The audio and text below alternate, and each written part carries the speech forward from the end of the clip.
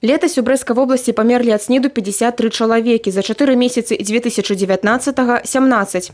Усяго ў рэгіёне на 1 мая зарэгістравана 2105 выпадкаў ВІЧ-інфекцыі. Толькі з пачатку года – 52. Лідарам па колькасці хворых у вобласці ўжо каторы год запар застаецца Пінск. Тут па апошніх падліках зарэгістравана 875 выпадкаў. Большая частка заразілася палавым шляхам, прычым у большасці гэта людзі ва ўзросце ад 30 гадоў. Но у нас с прошлого года ведется такая работа по снижению темпов распространения ВИЧ-инфекции с подачи Минздрава Республики Беларусь и Брестской области. То есть мы должны к концу 2020 года выявить 90% ВИЧ-инфицированных. И тех, которые мы выявим, мы должны им организовать 100% лечение ВИЧ-инфекции.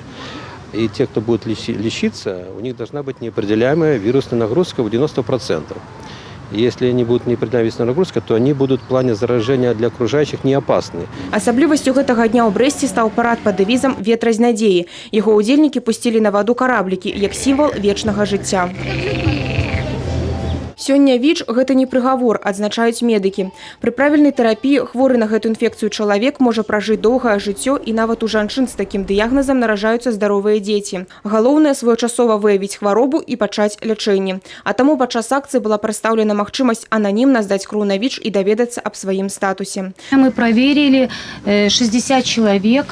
Значит, у нас все тесты были отрицательные. У нас было очень много и мальчиков, и девочек, и взрослых. Люди подходили. Дарэчы, з красавіка 2018 года ў Брэсцкай вобласці з'явілася магчымасць набыць тэст на ВІЧ па сліне ў аптэках і прайсці праверку самастойна.